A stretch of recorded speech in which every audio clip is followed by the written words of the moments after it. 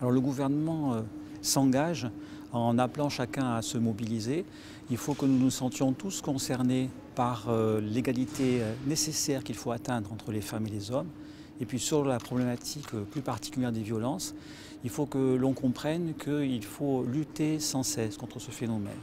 Il faut, comme ça a déjà commencé, que les femmes libèrent leur parole et des démarches sont en ce sens et c'est bien et il faut continuer.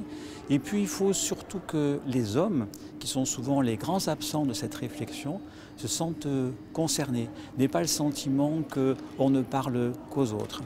Et ça commence dès le plus jeune âge. Il y a déjà des actions dans les écoles pour que dès les tout petits, on fasse comprendre qu'il y a un respect indispensable de l'un à l'égard de l'autre, quel que soit le sexe. Une association existe en principauté pour venir en aide à toutes ces femmes.